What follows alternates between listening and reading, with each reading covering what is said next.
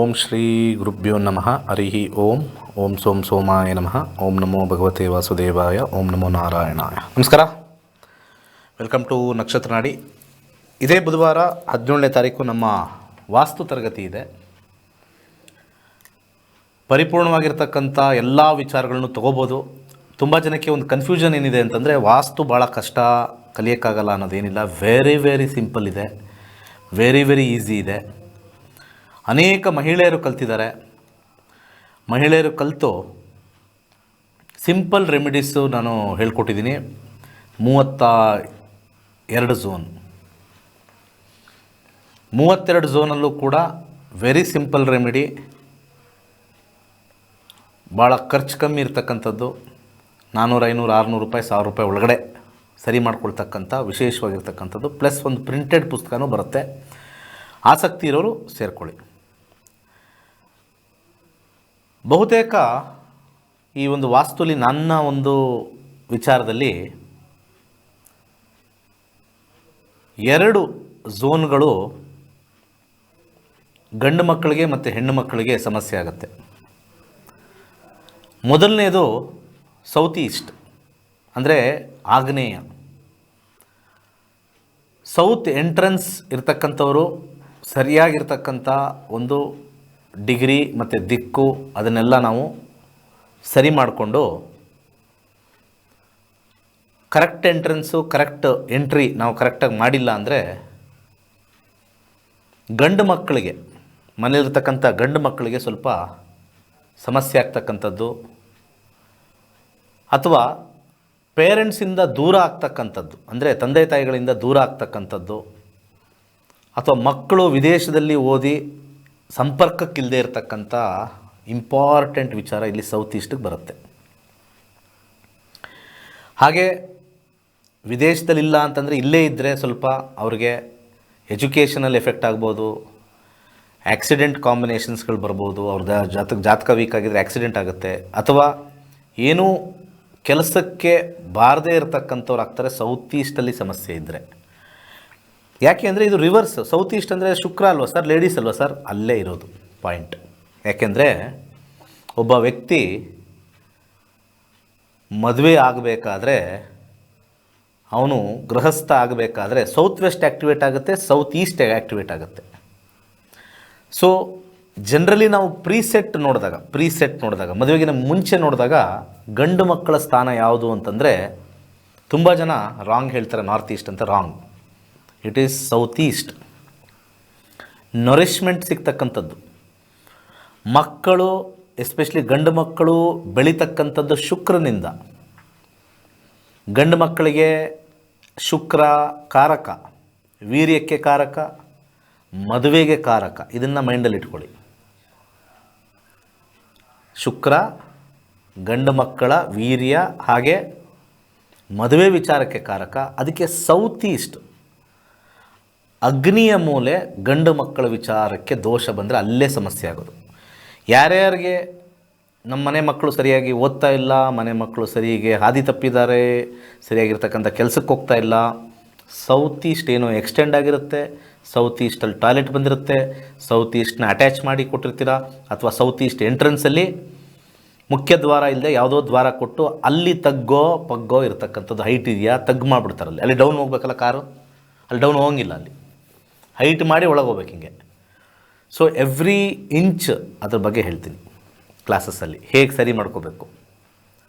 Definitely ಅದನ್ನು ಸರಿ ಮಾಡಿಕೊಂಡ್ರೆ ವಿತಿನ್ 3 to 6 months ಸಡನ್ನಾಗಿ ಚೇಂಜ್ ಮಾಡಿದ್ರು. ತುಂಬ ಜನ ಹೇಳಿದ್ದಾರೆ, ಸರ್ ನನ್ನ ಮಕ್ಕಳು ಏನೋ ದಾರಿಗೆ ಬಂದುಬಿಟ್ರು ಸರ್, ಸ್ವಲ್ಪ ಪರವಾಗಿಲ್ಲ ಸರ್, ಹೇಳಿದ ಮಾತು ಕೇಳ್ತಾರೆ, ಈಗ ಏನಾದ್ರು ಮಾಡೋಕ್ಕೆ ರೆಡಿ ಇದ್ದಾರೆ.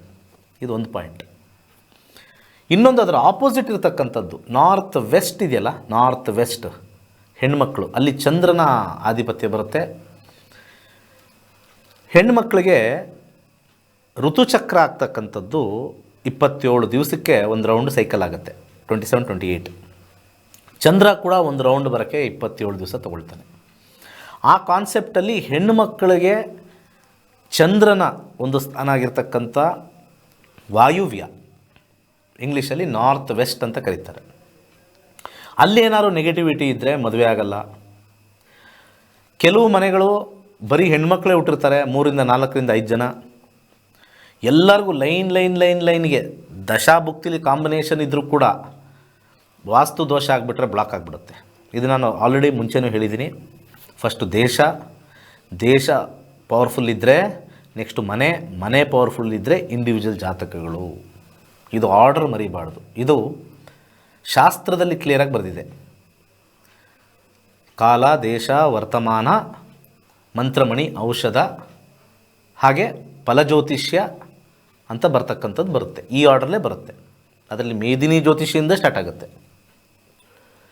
ಸೊ ದೇಶದ ಜಾತಕ ಇಂಪಾರ್ಟೆಂಟು, ಆಮೇಲೆ ಮನೆಯ ವಾಸ್ತು ಇಂಪಾರ್ಟೆಂಟು, ಆಮೇಲೆ ಇಂಡಿವಿಜುವಲ್ ಜಾತಕ ಬರುತ್ತೆ. ಆಮೇಲೆ ಇಂಡಿವಿಜುವಲ್ ಜಾತಕದ ಒಳಗಡೆ ಮಂತ್ರಮಣಿ, ಔಷಧ. So vastu is very very important. ಜಾತಕ ಎಷ್ಟೇ ನಮಗೆ ಮದುವೆ ಇವತ್ತಾಗುತ್ತೆ, ನಾಳೆ ಆಗುತ್ತೆ, ಹಂಗಾಗತ್ತೆ, ಹಿಂಗಾಗತ್ತೆ ಅಂತಾರೆ. ವಾಸ್ತು ಕರೆಕ್ಷನ್ ಆದಮೇಲೆ ಜಾತಕ ಕರೆಕ್ಷನ್ ಆಗಬೇಕು. ಜಾತಕ ಕರೆಕ್ಷನ್ ಮಾಡ್ಕೊಂಡಿದ್ದ ತಕ್ಷಣ ವಾಸ್ತು ಕರೆಕ್ಷನ್ ಆಗಿಲ್ಲ ಅಂದರೆ ಅದೂ ನಮಗೆ ತಡೆ ಹೊಡೆಯುತ್ತೆ. So north west is the female factor. North east south west ಅಲ್ಲವೇ ಇಲ್ಲ. ಗಂಡಸರ ಜಾಗ ಸೌತ್ ವೆಸ್ಟ್. ಮದುವೆ ಆದ ಮೇಲೆ ರಿವರ್ಸ್ ಆಗುತ್ತೆ. ಗಂಡು ಮಕ್ಕಳಿಗೆ ಸೌತ್ ವೆಸ್ಟ್ ಬರುತ್ತೆ, ನಾರ್ತ್ ವೆಸ್ಟಿಂದ ಸೌತ್ ಈಸ್ಟ್ ಈ ಕಡೆ ಟ್ರಾನ್ಸ್ಫರ್ ಆಗುತ್ತೆ ಹೆಣ್ಣುಮಕ್ಕಳಿಗೆ. ಸೊ ಅವಾಗ ಇವೆರಡನ್ನೂ ಡ್ರೈವ್ ಮಾಡ್ತಾರೆ. ಗಂಡಿಗೆ ಮದುವೆ ಆದಮೇಲೆ ಸೌತ್ ವೆಸ್ಟು, ಹಾಗೆ ಮದುವೆ ಆಗಿರೋ ಹೆಣ್ಮಕ್ಳಿಗೆ ಸೌತ್ ಈಸ್ಟ್ ಡ್ರೈವ್ ಮಾಡುತ್ತೆ. ಅಲ್ಲೇ ಗಂಡು ಮಗು ಹುಟ್ಟೋದು, ಮತ್ತು ಆ ಶುಕ್ರನಿಂದನೇ ಪೋಷಣೆ, ಆ ಮಕ್ಕಳಿಂದನೇ ವೀರ್ಯವೃದ್ಧಿ, ವಂಶವೃದ್ಧಿ ಆ ಶುಕ್ರನಿಂದ, ಆ ತಾಯಿಯಿಂದ ಆಗುತ್ತೆ. ಈ ಥರ ಒಂದು connection. So lot of connectivity ಇದೆ. ಆಮೇಲೆ ಅಲ್ಲಿ ಆ ಕಡೆ ವಾಯುತತ್ವ, ಇದು ಅಗ್ನಿತತ್ವ. ಅಗ್ನಿ ಮತ್ತು ವಾಯು. ಅದಕ್ಕೆ ನಿಮಗೆ ಒಂದೇ ಒಂದು ಸೀಕ್ರೆಟ್ ಹೇಳ್ತೀನಿ. ಈ ಸೀಕ್ರೆಟ್ ನೀವು ಅರ್ಥ ಮಾಡ್ಕೊಳ್ಳಿ. ವಾಸ್ತು ಕ್ಲಾಸ್ಗೆ ಯಾಕೆ ಬರಬೇಕು ಅಂತ ಹೇಳ್ತೀನಿ. Very simple. ಎಲ್ಲರಿಗೂ ಗೊತ್ತು ಆಗ್ನೇಯ ಮೂಲೆಯಲ್ಲಿ ಅಡುಗೆ ಮನೆ ಬರುತ್ತೆ ಅಂತ. ನಿಮಗೆ ಎರಡನೇ ಅಡುಗೆ ಮನೆ ಎಲ್ಲಿ ಇಡ್ತಾರೆ ಅನ್ನೋದು ತುಂಬ ಜನಕ್ಕೆ ಗೊತ್ತು. ಯೋಚನೆ ಮಾಡಿ, ಸ್ವಲ್ಪ ಆಲೋಚನೆ ಮಾಡಿ, ವೀಕ್ಷಕರ ಆಲೋಚನೆ ಮಾಡಿ. ಹೌದು, ಸೌತ್ ಈಸ್ಟಲ್ಲಿ ಯಾವಾಗಲೂ ಅಡುಗೆ ಮನೆ ಬರುತ್ತೆ. ಅಲ್ಲಾಗಿಲ್ಲ ಅಂದರೆ ಸೆಕೆಂಡ್ ಆಪ್ಷನ್ ಬರೋದೇ ನಾರ್ತ್ ವೆಸ್ಟಲ್ಲಿ, ವಾಯುವ ಜಾಗದಲ್ಲಿ. ಅಗ್ನಿ ಮತ್ತು ವಾಯು ಫ್ರೆಂಡ್ಸ್, ಇದನ್ನು ಮೈಂಡಲ್ಲಿ ಇಟ್ಕೊಳ್ಳಿ. ಗಂಡು ಮಕ್ಕಳಿಗೆ ಎಫೆಕ್ಟ್ ಆದರೆ ಹೆಣ್ಮಕ್ಳಿಗೆ ಎಫೆಕ್ಟು ಕಮ್ಮಿ ಆಗುತ್ತೆ. ಹೆಣ್ಮಕ್ಳಿಗೆ ಎಫೆಕ್ಟ್ ಜಾಸ್ತಿ ಆದರೆ ಗಂಡು ಮಕ್ಕಳಿಗೆ ಕಮ್ಮಿ ಆಗುತ್ತೆ. ಸೊ ಎರಡನ್ನೂ ಕೂಡ ಬ್ಯಾಲೆನ್ಸ್ ಮಾಡಬೇಕು ಅಂದರೆ ವಿಂಡ್ ಮತ್ತು ಫೈರ್ ಎರಡು ಬ್ಯಾಲೆನ್ಸಲ್ಲಿರಬೇಕು ಪಂಚಭೂತಗಳಲ್ಲಿ. ಅದಕ್ಕೆ ಈ ಒಂದು ಕಿಚನ್ ಅಂತ ಏನು ಹೇಳ್ತೀವಿ, ಸೆಕೆಂಡ್ ಪೊಸಿಷನ್ ನಾರ್ತ್ ವೆಸ್ಟಲ್ಲಿ ಹೋಗುತ್ತೆ. ಯೋಚನೆ ಮಾಡಿ, ಹೆಣ್ಮಕ್ಳು ಇರ್ತಕ್ಕಂಥ ಸ್ಥಾನದಲ್ಲಿ ಹೋಗುತ್ತೆ. ಇಲ್ಲಾಗಿಲ್ಲ ಅಂದರೆ ಅಲ್ಲಾದರೂ ಹೆಣ್ಮಕ್ಳು ಅಲ್ಲಿ ಕಾಪಾಡಲಿ ಅಂತ. ಸೊ ನಾರ್ತ್ ವೆಸ್ಟ್ ಡಿಫೆಕ್ಟ್ ಆಗಿದ್ದರೆ ಹೆಣ್ಮಕ್ಳಿಗೆ ಮದುವೆ ವಿಚಾರದಲ್ಲಿ, ಹಸ್ಬೆಂಡ್ ವಿಚಾರದಲ್ಲಿ, ಮದುವೆ ಏನೋ ಒಂದು ಸ್ಟ್ರಾಂಗಾಗಿ ಆಗೋಗುತ್ತೆ, ಯಾವುದೋ ಒಂದು ಮಾಡ್ತಾರೆ, ಅಲ್ಲಿ ವಾಪಸ್ ಮನೆಗೆ ಬಂದು ಕೂತ್ಕೊಳ್ಳೋದ್ರಲ್ಲಿ, ಗಂಡ ಸಮಸ್ಯೆ ಇರ್ತಕ್ಕಂಥದ್ರಲ್ಲಿ, ಹೆಣ್ಮಕ್ಳು ಇರೋ ಒಂದು 3-4 ಜನ ಹೆಣ್ಮಕ್ಳು ಮದುವೆ ಆಗದೆ ಇರೋ ಸಮಸ್ಯೆ, ಫಸ್ಟ್ ಅಲ್ಲಿ ಮಾಡಬೇಕು. ಅಲ್ಲಿ ಕರೆಕ್ಷನ್ ಆದಮೇಲೆ ಜಾತಕಕ್ಕೆ ಹೋಗಬೇಕು. ಜಾತಕದಲ್ಲಿ ಕಾಂಬಿನೇಷನ್ ಚೆನ್ನಾಗಿದ್ರು ಅಲ್ಲಿ ಕರೆಕ್ಷನ್ ಆಗಿಲ್ಲ ಅಂದರೆ ಆಗಲ್ಲ. ಸೊ ಎರಡು ಇಂಪಾರ್ಟೆಂಟು.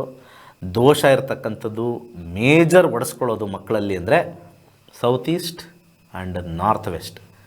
ನಾವು ಎಲ್ಲ ಈಸ್ಟ್ ಮಾಡಿಬಿಡ್ತೀವಿ. ನಮ್ಮದು ಮನೇನ ನಾರ್ತಲ್ಲಿದೆ, ಮನೇನ ಈಸ್ಟಲ್ಲಿದೆ ಅಷ್ಟೇ. ಅದೆಲ್ಲ ಏನು ವರ್ಕ್ ಆಗೋಲ್ಲ. ಈಸ್ಟಲ್ಲಿ ಇಟ್ಬಿಟ್ಟಿದ್ದೀವಿ, ನಾರ್ತಲ್ಲಿ ಇಟ್ಬಿಟ್ಟಿದ್ದೀವಿ ಅಂತ. ಪಕ್ಕಾ ವರ್ಕ್ ಆಗ್ತಕ್ಕಂಥ ಒಂದು ವಿಚಾರ ಏನು ಅಂತಂದರೆ ಸೌತ್ ಈಸ್ಟ್ ಮತ್ತು ನಾರ್ತ್ ವೆಸ್ಟು ಕರೆಕ್ಷನ್ ಆಗಬೇಕು. ಆಮೇಲೆ ಸೌತ್ ವೆಸ್ಟು ಬೈ ಡಿಫಾಲ್ಟ್ ಕರೆಕ್ಟಾಗಿರುತ್ತೆ. ಏಕೆಂದರೆ ಅದೆಲ್ಲ ಹೈಟ್ ಕೊಟ್ಟಿರ್ತಾರೆ, ಅಲ್ಲಿ ಟ್ಯಾಂಕ್ ಇರುತ್ತೆ, ಸ್ವಲ್ಪ ಆಲ್ಮೋಸ್ಟ್ ಕರೆಕ್ಟಾಗಿರುತ್ತೆ. ಆಮೇಲೆ ನಾರ್ತ್ ಈಸ್ಟು ಕರೆಕ್ಟ್ ಆಗಿಬಿಟ್ಟಿರುತ್ತೆ. ಇನ್ನು ಈಸ್ಟ್ ವೆಸ್ಟಲ್ಲಿ ಕರೆಕ್ಷನ್ನು. ಮೇಜರ್ ಪ್ರಾಬ್ಲಮ್ ಬರೋದೇ south east and north west. ಅದರಲ್ಲಿ 4 ಝೋನ್ ಆ ಕಡೆ, 4 ಝೋನ್ ಈ ಕಡೆ, 8 ಝೋನ್ ಪ್ರಾಬ್ಲಮ್ ಇರುತ್ತೆ ಸ್ವಲ್ಪ ಶಿಫ್ಟಿಂಗಲ್ಲಿ. So totally 8 dangerous zones south ಈಸ್ಟಲ್ಲಿ ಮತ್ತು ನಾರ್ತ್ ವೆಸ್ಟಲ್ಲಿ ಬರುತ್ತೆ. ಇದನ್ನು ಮಾಡಿದಾಗ ನಮಗೆ 50% ಕರೆಕ್ಷನ್ ಆಗುತ್ತೆ. ಜಾತಕ ವೀಕ್ ಆಗಿದ್ರೂ ಕೂಡ ಮನೆಯಿಂದ ಆ ಒಂದು ಇರ್ತಕ್ಕಂಥ ಒಂದು ಪರಿಸ್ಥಿತಿಯಿಂದ, ಮನೆ ಪರಿಸ್ಥಿತಿಯಿಂದ ಅದು ಬಾಡಿಗೆ ಮನೆಗೂ ಎಫೆಕ್ಟ್ ಆಗುತ್ತೆ, ಸ್ವಂತ ಮನೆಗೂ ಎಫೆಕ್ಟ್ ಆಗುತ್ತೆ. ತುಂಬ ಜನ ಥಿಂಕ್ ಮಾಡ್ತಾರೆ ನಾನು ಬಾಡಿಗೆ ಮನೇಲಿದ್ದೀನಿ ಹಾಗೆ ಹೀಗೆ ಅಂತ. ಸೊ ಬಾಡಿಗೆ ಮನೇಲೂ ಕೂಡ ನಾವು ಆ ಮನೇಲಿದ್ವಿ ಚೆನ್ನಾಗಿತ್ತು, ಈ ಮನೆಗೆ ಬಂದ್ವಿ ಡೌನ್ ಆದ್ವಿ, ಇದೇ ಕಾರಣ. ಬಾಡಿಗೆ ಮನೇಲಿದ್ವಿ, ಸ್ವಂತ ಮನೆಗೆ ಹೋದ್ವಿ, ಅಲ್ಲಿದ್ದಾಗ ಬೇಕಾದಷ್ಟು ದುಡ್ಡು ಬರ್ತಾಯಿತ್ತು, ನೆಮ್ಮದಿಯಾಗಿದ್ವಿ, ಒಟ್ಟೊಟ್ಟಿಗೆ ಇದ್ವಿ. ಇಲ್ಲಿ ಮನೆಗೆ ಬಂದಿದ ತಕ್ಷಣ ಎಲ್ಲ ಗಲಾಟೆ, ದುಡ್ಡಿನ ಸಮಸ್ಯೆ ಎಲ್ಲ ಅಲ್ಲಿಂದ ಟ್ರಾನ್ಸ್ಫರ್ ಆದಾಗ ಎನರ್ಜಿ ಶಿಫ್ಟೆಡ್. ಇದೆಲ್ಲ ನೀವು ಅನುಭವ ಮಾಡಿರ್ತೀರ. ಸೊ ವಾಸ್ತು ಭಾಳ ಕಮ್ಮಿ ಫೀಸ್ ಇಟ್ಟಿದ್ದೀವಿ. ಬದುಕು ಬದಲಾಯಿಸಬೇಕು ಅಂದರೆ ಬುಧವಾರ ಮಿಸ್ ಮಾಡ್ಕೊಳ್ದಂಗೆ ಜಾಯ್ನ್ ಆಗಿ. 6 days ಕ್ಲಾಸ್ ಇರುತ್ತೆ. ಎಂಟೈರ್ ಝೋನು ಸಾಯಿಲಿಂದ ಹಿಡಿದ್ಬಿಟ್ಟು ಸ್ಟಾರ್ಟ್ ಆಗ್ತಕ್ಕಂಥದ್ದು. ಓಕೆ, ಒಳ್ಳೆಯದಾಗಲಿ. ಕರೆಗಳು ತೊಗೊಂಡು ಹೋಗೋಣ. ನಮಸ್ಕಾರ. ಹಲೋ, ನಮಸ್ಕಾರ, ಹೇಳಿ. ನನ್ನ ಹೆಸರು ಮೋಹನ್ ಅಂತ. ಹೇಳಿ. ನಾನು 4 ವರ್ಷದ ಮುಂಚೆ ನಿಮ್ಮ ಹತ್ರ ಭವಿಷ್ಯ ಕೇಳಿದ್ದೆ ಮದುವೆಗೋಸ್ಕರ. ಅದು ಆಕ್ಯುರೇಟ್ ಆಗಿ ಬಂದಿತ್ತು. ವೆರಿ ಗುಡ್ ಸರ್, ಒಳ್ಳೆಯದಾಗ. ಒಂದು ಸಜೆಷನ್ ಕೊಟ್ಟಿದ್ರಿ, ದೇವಸ್ಥಾನದಲ್ಲಿ ಒಂದು ನಿಂಬೆಹಣ್ಣು ಇದು ಮಾಡ್ಕೊಡಿ 8 ವಾರ ಶುಕ್ರವಾರ ಅಂತ. ನೀವು ಹೇಳ್ದಂಗೆ ಅದು ಸಕ್ಸಸ್ ಆಯ್ತು. ತುಂಬಾ ಖುಷಿ ಆಯ್ತು ನನಗೆ. ಅದರಿಂದ ಮತ್ತೆ ಇನ್ನೊಂದ್ಸರಿ ನಿಮ್ಮನ್ನ ಇದು ಮಾಡ್ತಾ ಇದ್ದೀನಿ. ನಮ್ಮ ಸೇರಿಸ್ತಾ ಇದ್ದೀನಿ ಜ್ಯೋತಿಷ ಕ್ಲಾಸ್ಗೆ. ಹೌದಾ? Very good sir, welcome sir. ಇನ್ನೂ ಚೆನ್ನಾಗಿ ಒಳ್ಳೆಯದಾಗಲಿ. ಆಮೇಲೆ ವಾಸ್ತು ಕ್ಲಾಸ್ಗೂ ಸೇರಿಸ್ತಾ ಇದ್ದೀನಿ, ಯಾಕೆಂದ್ರೆ ನಿಮ್ಮಲ್ಲಿ ಅಷ್ಟು ಭರವಸೆ ಇದೆ ನನಗೆ. Very good sir. ಕರ್ನಾಟಕದಲ್ಲಿ ನೀವು ಹೇಳ್ದಂಗೆ ನಾನೊಂದು ಅದು ಅತಿಶಯೋಕ್ತಿ ಅಲ್ಲ, ಕರ್ನಾಟಕದಲ್ಲಿ ದೊಡ್ಡ ದೊಡ್ಡ ಚಾನಲ್ ನೋಡ್ತಾರೆ ಜಾಸ್ತಿ. ನಂಬರ್ 1 ಚಾನಲ್ ಅಂತಂದರೆ ಐಸ್ ಟಿವಿಲಿ ಬರ್ತಕ್ಕಂಥ 9:30 ಬರ್ತಕ್ಕಂಥ ನಕ್ಷತ್ರ ನಾಡಿನೇ ಫೈನಲ್. ಇದೆ ಇಲ್ಲ ಅಷ್ಟೇ. ನಿಮ್ಮನ್ನ ಕರೆಸೋದು, ಪೂಜೆ ಮಾಡಿಸಿ ಅನ್ನೋದು, 30,000 40,000 50,000 ಅನ್ನೋದು, ದೋಷ ಇದೆ ಅನ್ನೋದು ಅವೆಲ್ಲ ಇಲ್ಲ. ಯಾವುದೂ ಕರೆಕ್ಷನ್ ಆಗೋಲ್ಲ.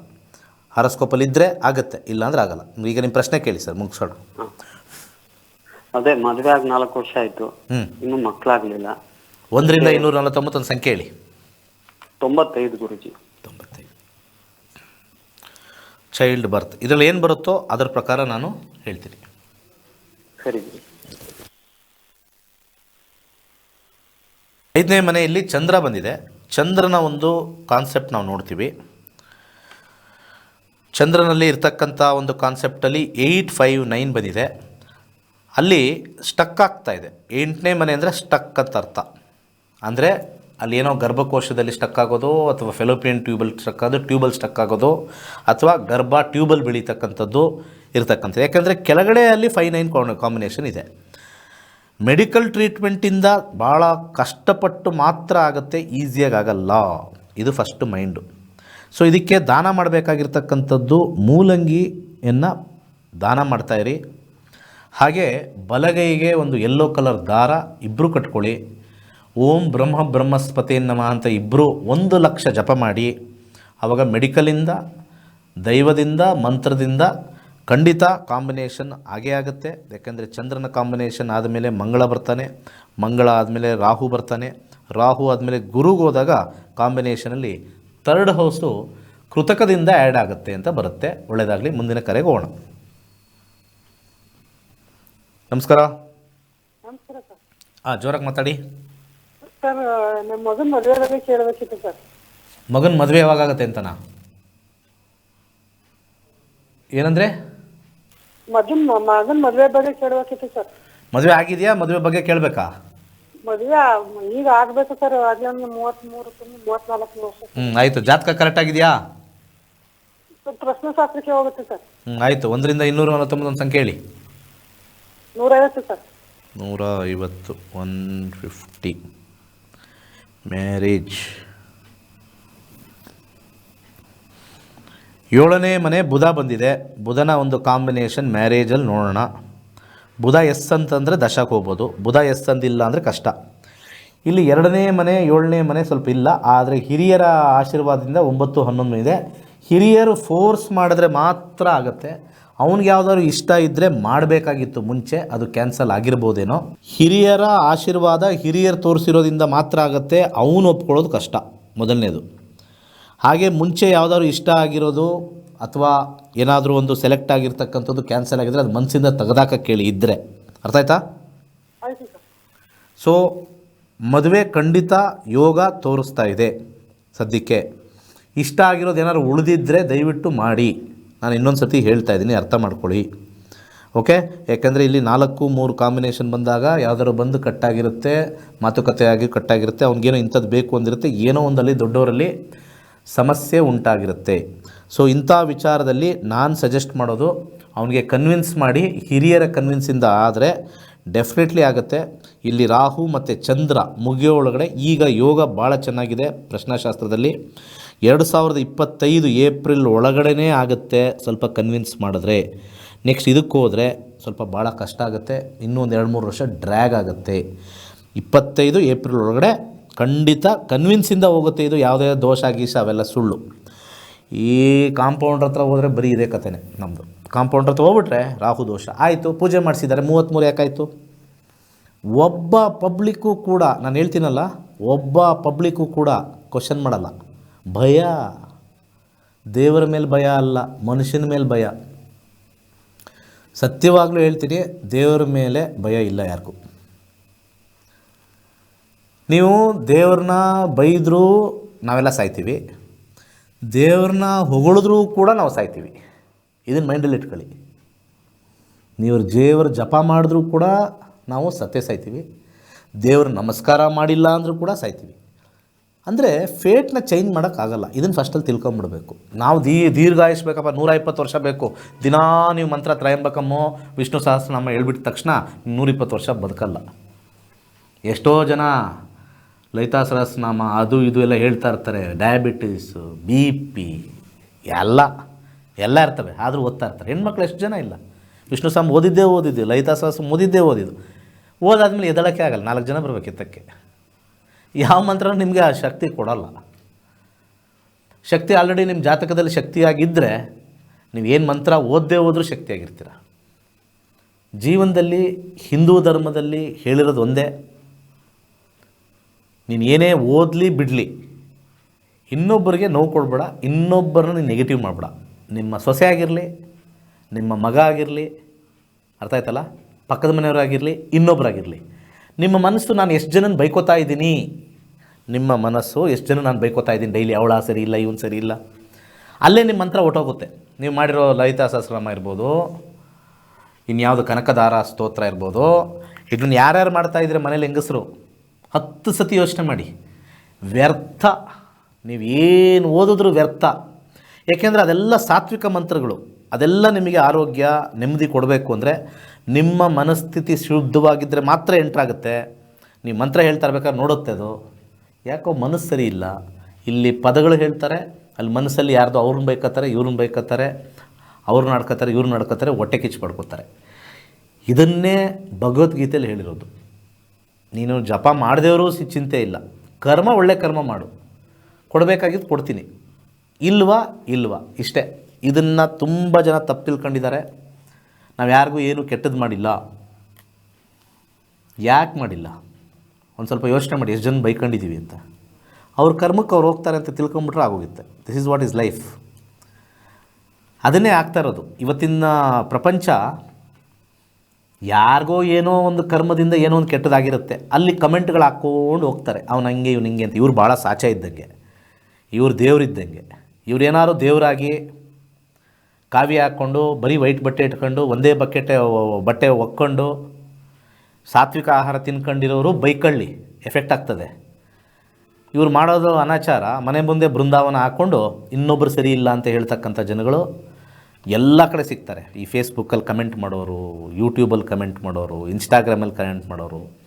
ಆ ಕಮೆಂಟ್ ಬುದ್ಧಿನ ಸೈಡಿಂದ ತೆಗೆದು ಹಾಕಿದ್ರೆ ನಮ್ಗೆ ಭಾಳಷ್ಟು ಒಳ್ಳೆಯದಾಗುತ್ತೆ. This is my view. ನೀವೆಲ್ಲರೂ ಕೂಡ ಕಮೆಂಟ್ ಮಾಡೋರು ಇದೇ ಹೇಳ್ತೀನಿ, ಕಮೆಂಟು ಮಾಡದೇ ಇರೋರು ಏನು ಇರ್ತಾರಲ್ಲ ವಯಸ್ಸಾದವರು, ಇನ್ನೊಬ್ಬರನ್ನ ಬೈಕೊಳ್ಳೋದು, ಅವ್ರು ಹಂಗೆ ಇವ್ರು ಹಿಂಗೆ ಅಂತ. ಏನಾರು ಆಗಲಿ ನಾವು ಕರೆಕ್ಟಾಗಿದ್ದು ಬಿಟ್ಟರೆ ನಮಗೆ 50 to 60% ಒಳ್ಳೆಯದಾಗುತ್ತೆ. ಸರ್ವೇ ಜನ ಸುಖಿನೋ ಭವಂತು.